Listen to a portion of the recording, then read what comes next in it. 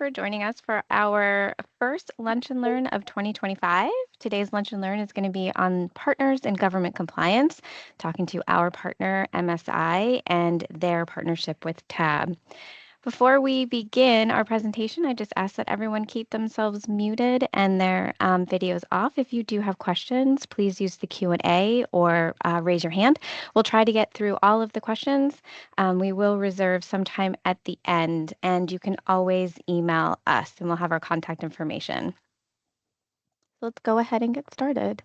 Our agenda today is we're going to introduce our two presenters. We're going to talk about our companies. We're also going to review our partnership.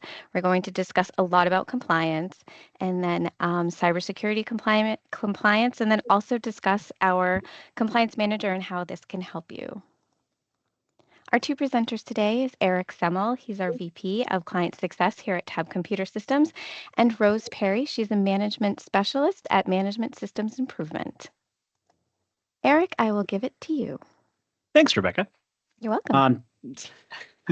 So TAB's been around since 1983, helping small to mid-sized companies with their cybersecurity needs, IT needs. We were a VAR way back when a VAR was a thing. We installed Novell networks. We've been around the block for quite a long time. We support about 400 small to mid-sized companies, about 9,000 systems in our footprint. And we are, of course, now helping our clients who have to be compliant with compliance. Having cybersecurity in place was once just having antivirus. Now you need a little bit more, and TAB's been doing that for our clients. I'll hand it over to Rose to explain what MSI does. Thanks, Eric. So MSI has been around since 1993, about 10 years after TAB was incorporated. We initially started with QMS implementations, think ISO 9001. And within the last 7 years or so, have found a lot of overlap between QMS requirements for ISO 9001, AS 9100, and requirements being flowed for information security and cybersecurity. So we've been working on NIST SP 800-171, CMMC, ISO 27001, and have found a great partnership with TAB in the last year or so with mutual clients. We're looking forward to doing more of our information security work with TAB in the coming years. Yes, we look forward to that as well. So this is how this works so well. So TAB, we're geeks, right? So we focus on the cybersecurity aspects for our clients, the security awareness training, the MDR technologies that are there, the SEM technologies, the two-factor authentications, properly encrypting, properly setting up GPOs, two-factor authentication, and then MSI, you guys focus on the other aspects of cybersecurity compliance. You bet. Yep. So we're leaning on our expertise with implementing systems and system documentation, applying that to our cyber and information security clients. We're focusing heavily on process development, policy development, forms, figuring out how to standardize records. So everything that goes into supporting all the controls that TAB has implemented and keeping that client moving on the project. Very good. So who's subject to compliance? Well, technically, everybody. But primarily what we're seeing these days is finance as the FTC safeguards, CIS controls, as does automotive. Healthcare's got HIPAA. We've known about that since the early 90s. I don't even think they've done a HIPAA audit yet, but that's been out there since the early 90s as far as healthcare organizations. Government contractors are now looking at CMMC. Believe it or not, CMMC, you should have been compliant, I think, back as far as 2018 or something like that. It's been a while that they really should have been compliant by now, right, Rose? Yep, NIST SP 800-171 compliance was required by December 31st of 2017. So 2017, yeah. You betcha. So if you're not there yet, you're really late. Manufacturing, of course, is at the NIST and CMMC requirements as well. But again, usually requirements are pushed down from your primes as far as using any kind of, and anytime you're using CUI data, you need to have these compliances in place. So if you're just making zippers, you're fine. But if you're making zippers for a spacesuit, you may not be fine. Exactly. Yep, you bet. So what is cybersecurity compliance? So it's the geek side of the equation where you have the proper tools in place when it comes to MDR technologies, EDR technologies, watching your systems, logging your systems, making sure you have file integrity, making sure your data is encrypted, make sure you know who's logging in and who's not logging in, making sure two-factor authentication is in place, making sure everything's updated to the latest and greatest so you don't have any vulnerabilities. That's the cyber side of cybersecurity compliance. But then there's the standard side, which have to do with the framework and how you're supposed to access this information and segregate it, correct? You bet. So we talked about this briefly when we talked about documentation, but this is where we get into implementing practices and maintaining standard practices. We also have a lot of recurring audit activity that's performed by either the client themselves or with support from MSI or similar entities. Lots of risk assessments as well that are sort of a manual process, requires some team input and evaluation. And then constantly assessing to make sure that the technical controls you mentioned and then the practical policies and controls that we tend to handle at MSI are also working and implemented effectively. And the assessing, obviously is something that folks are going to have to constantly do on a regular basis. And you need a way to do it simply, and we'll get to that in the compliance manager tool, but keeping it all on a spreadsheet is probably not the easiest way to do it. Yeah, so why is sorry. No, I was just confirming that a spreadsheet is not the way to do it. Yeah. Why is compliance important? So this is a beautiful thing when it comes to, again, the geek side of the equation. We want to not have you get attacked. We want you to be protected. We don't want to have a ransomware incident. We don't want to have a business email compromise situation. We want to make sure you as a customer and a client are generally protected from these outside forces. Generally, we spend most of our time protecting our customers from Microsoft. And by putting these technologies in place to protect you from the bad guys that are leveraging vulnerabilities within the operating system or leveraging access points, we want to reduce that scope of attack vectors that they can try to go in on by applying proper cybersecurity processes. So we want to do that. We want to, of course, avoid fines, and I'll leave that over to Rose. You can talk about some of the fines that could happen if you attest that you have something and you really don't. Sure. Yeah. So I believe that in 2022, there was actually a task force that was established to assess the veracity of the attestations that are made for compliance with NIST SP 800-171. Some of the penalties that are associated with false attestations are saying you have compliance elements when you don't, include fines that extend into the six figures, as well as jail time, imprisonment, I think up to 5 years or so. So that's obviously a risk. Also, not having adequate cybersecurity and information security systems in place, it is an issue if you have a quality management system. That's a risk that you need to address in the scope of AS9100 or ISO 9001 and other similar management systems in place. It also helps immensely to have strong cybersecurity posture and information security posture with business recovery. If you do have an attack, then you're able to recover quickly and keep working. You aren't looking at several down days, which is something that not everybody thinks about when they're looking at cybersecurity through a compliance lens. That's a good point. And of course, it's embarrassing, right? Yeah, if you do have a breach or you do have an issue, you said you were compliant and you're not, you're going to lose that trust that you've spent so long building with the folks who are sending you the work, or your customers if you happen to be an auto dealership that's compromised because you didn't do the FTC rules. You're going to lose that trust, and it's very important to at least, no matter what you do, you can put all these in place. But if you haven't even tried to do it and you're impacted, that's definitely something that will give people pause as far as maybe using your service or your company again. Have you seen that, Rose? We have. We've certainly seen some successful phishing attempts, and that's been absolutely impactful. We've seen some of our clients have many down days because of that. They lose a lot of their information. It definitely jeopardizes your standing with your customers, especially if you're working on aerospace or defense contracts, right? are constantly assessing to make sure you're the right supplier, and a cyber attack, a successful cyber attack, knocks you down in the ranking there. Absolutely. There's also some compliance. Oh, we'll go right That's okay. ahead. Nope. No, go ahead and say it. What were you going to say? There's elements of compliance as well that is important for just maintaining your customer relationship.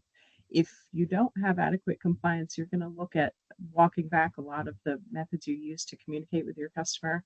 You probably will have to send sensitive data by mail rather than receiving it in an email or a secure message, which is not something anyone wants to do and not something the customer wants to deal with.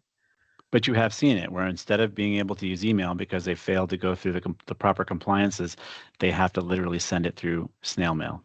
You bet. Yep. Lots of snail mail, FedEx communications for environments that do not have adequate security controls. And that eventually does degrade the customer relationship too, obviously.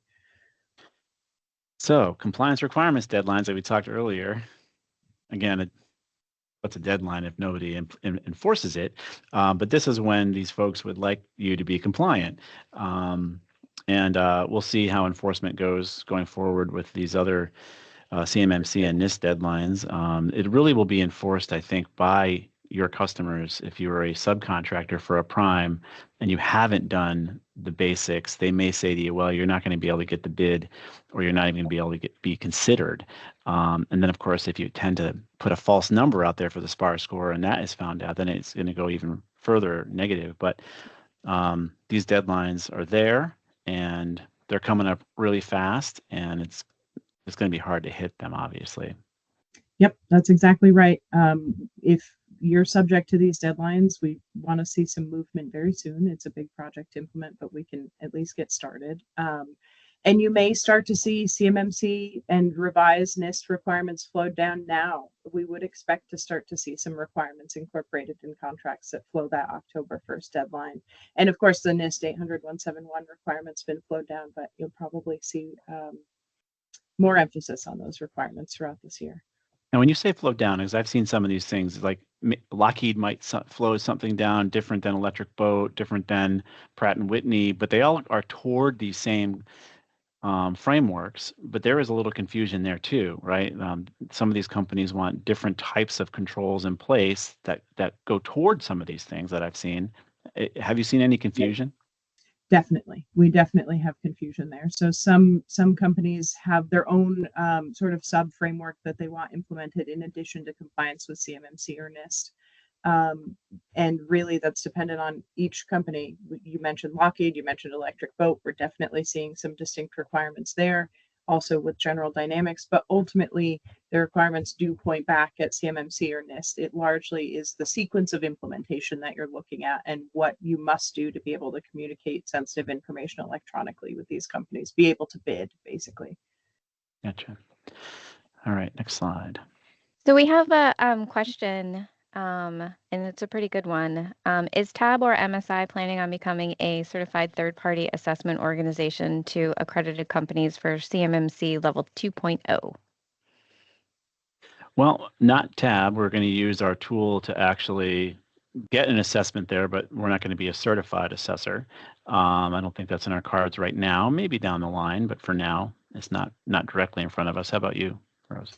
MSI is in a similar situation. Our expertise is really concentrated in getting clients to the assessment and making sure they have a successful assessment. So we want to sit on the same side of the table as the client for now, but who knows what the future holds. Maybe we also find that when you're assessing yourself, you might give yourself some good grades there. It might be a smarter move for companies to take the technology that we put in place for you and having that third party say, yep, it looks good, or oh no, you're short here. It's probably the better move for everybody, I would think. So why partner? So we've been around for a long time, both companies. Lots of experience, lots of industry experience. TAB also has a certified CMMC professional on staff, and we're working to get more of those folks on staff. So we have lots of experience in cybersecurity and working with small to mid-sized businesses.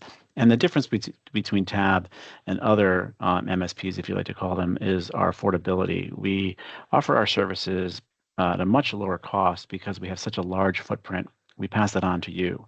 Our prices are very open. We don't size you up and say, oh, this company can afford this company can afford that. We are very open with our pricing, no matter what size you are. So you get a good value there. And of course, MSI's experience is what it is too for 30 years. I'll let you speak to that, Rose. Sure, yeah, absolutely. We've got a long history of compliance at MSI, and I think we're pretty exceptional at it. We also, like we mentioned earlier, we've been partnering with TAB for, I think at this point, potentially over a year on several different projects, and it's an excellent partnership. So you, in addition to getting the benefits of TAB and MSI individually, you get the benefit of us working together pretty seamlessly, I think. Um, we are, like we mentioned earlier, we like to be on the same side of the table as the client, right? So we aren't there to hand off canned templates and say, we gave you your procedures and leave. We really want to focus on getting applicable policies, digestible procedures, things that function for the client in place so that you have a sustained information security or cybersecurity system going forward. We don't want to leave you guys with open questions or things to handle on your own. I've got Michael, our founder, chiming in. He says MSI particularly focuses on the smaller companies that might not otherwise be able to afford appropriate expertise. That's absolutely correct. So we do have a lot of smaller companies that maybe struggle to have subject matter experts on staff for things like quality and information security, and can definitely tailor our approach to the company. Similarly to TAB, we don't want to size you up or put you in a box that doesn't necessarily fit. We want to make sure our approach is right for you guys, and we tailor both our cost and our contract to that environment, to your environment. And together, we're using our Compliance Manager tool, which is a relatively new technology. Again, back just a few years ago, everyone was using spreadsheets, not the cat, but they use spreadsheets and to manage their technology. We have a tool that actually is kind of like, I call it the TurboTax of compliance, where basically you can manage all that in one place. You can do work toward multiple frameworks, do assessments, see how you're actually progressing, and schedule folks. So it gives you two partners that work with the same tool, and you can invite third parties in as well. Here's a little quick slide on the Compliance Manager, so you can see here, it's got the framework there. You can see the CMMC 2.0 model is there. It says you how far you're compliant. This person is in big trouble, but their score is -198, and they're 1% compliant. But the beauty of it is you can actually start working on the framework, working on the score, putting your actual evidence in place, and actually schedule people within your organization to tackle aspects of it, because it's not really a one-person job within your organization. It's a team effort. You just can't like set it and forget it. Cybersecurity compliance and compliance in general is a whole organizational partnership, and it's one of those necessary things. If you want to play in the space, you gotta kind of have to do it. Definitely. Have you found it, Rose, as far as you're using the tool? Yeah, it's an exceptional tool. We've been extremely happy to have it on board with some of our clients. It makes working together as a team across TAB, MSI, and the client really seamless. It's exceptional for having one location for our controlled documentation, our records, and also maintaining tasks, maintaining the project and keeping it on time. We maintain the POAM in the tool, which is huge. Anyone can log in at any time and either work on the items assigned to them or update it. We're not dealing with various copies of the project documents, so it's really been exceptional. We're huge supporters, big advocates. And as they keep flowing down the new flavors of these frameworks, it's automatically updated. Like TurboTax has the next years of taxation, this will have the same thing when it comes to frameworks. And again, you can work multiple frameworks at the same time. You can work NIST and CMMC at the same time and see where you are with both frameworks. Definitely. It's a great tool to have. We've already seen and been able to incorporate new frameworks. Definitely simplifies the whole process. And to the earlier question, having a formal auditor come in and just simply give them a login and say, take a look, is huge when it comes to not, again, having to review a bunch of spreadsheets. It's all right there in the tool, and the auditor can log into your framework and specifically see where you are, how far you've gotten, and review what you've done. And that's huge. It makes the audit process simple whenever it occurs. We'll see when that happens. We haven't seen any yet. Right. And you can maintain your own internal audits in there as well. So in addition to your external audits for registration, you can have your full history of internal audit work as well, which is wonderful to have too.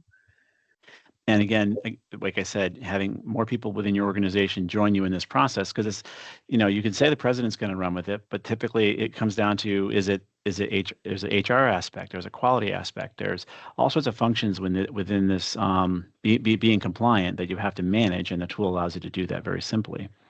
So anytime you need a demo, we're happy to give people access to it.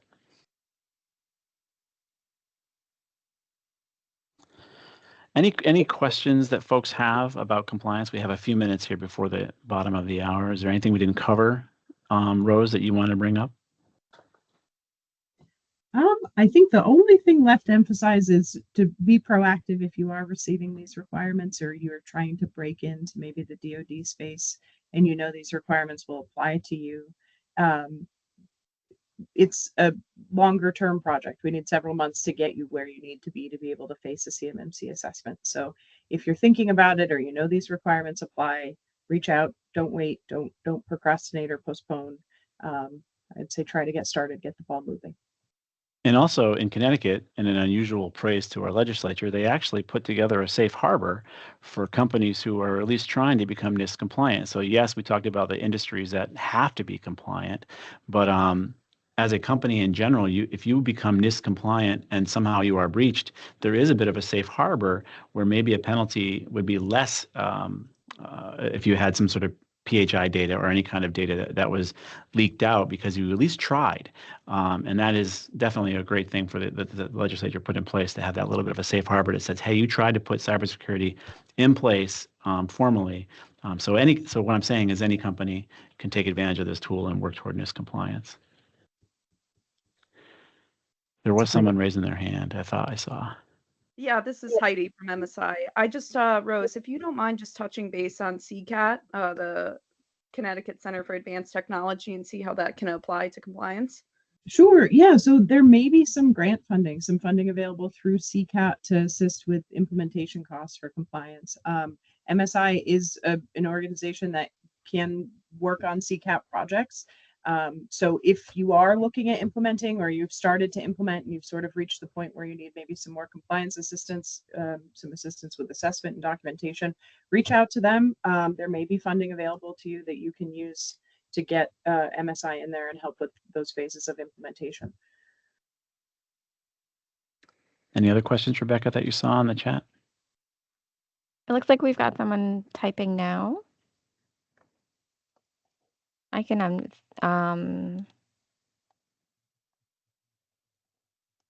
they can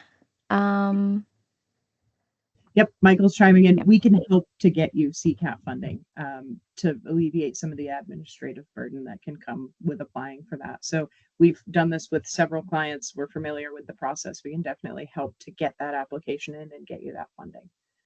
I do think that the deadline for that funding is coming up. I think that we need to get everything in probably no later than April or May. I think that they're looking at a June cutoff potentially. Right. So take action on that too.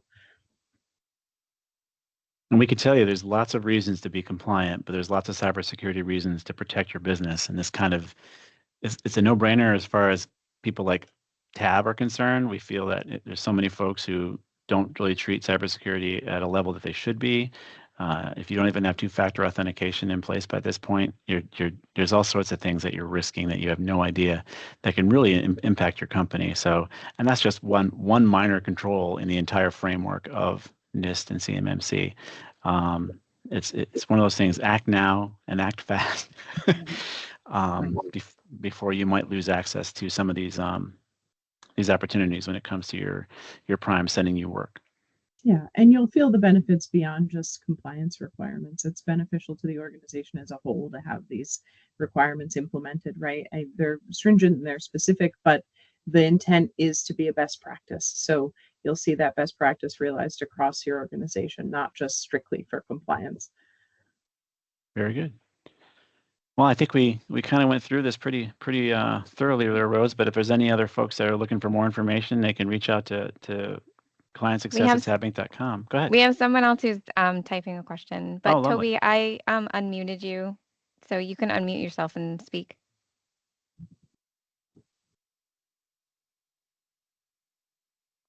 We're not. But either way, you Okay. can reach out through Tab, and we can, Mhm. of course, if there's questions for MSI, we'll get them right over to them, and or you can go directly to MSI's website. They're there as well. What's your website, Rose? I'm going to double check it. Heidi, feel free to chime in the chat with links. Yep. It's msi-hr.com, Yep. but I can type it in chat for everyone. You can also email me, and I'll type that in as well, and I can pass it along to Rose and our president and stuff if you have any more kind of more involved questions. Excellent. Thanks, Heidi. Yep, and our partnership between MSI and Tab there is a collegial partnership. It is simply that we refer them, they refer us.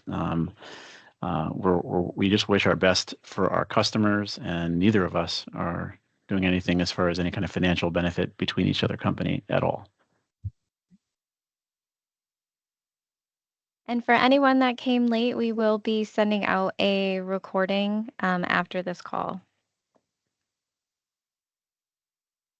All right. Well, again, thank everybody for being on the call with us. I hope you've learned a little bit about compliance and how you can move forward. The Compliance Manager tool and Tab and MSI really can help you at least get it all together, and we'll go whatever speed you'd like, whatever the deadlines are. But we understand that you still have to make your widgets, and working on compliance is sometimes a difficult thing to do at the same time. So at least with the tools and our experience, we can help you move forward. And thank you, Rose, for being on this with us. Yeah, well, thanks for having us. We're happy to be here.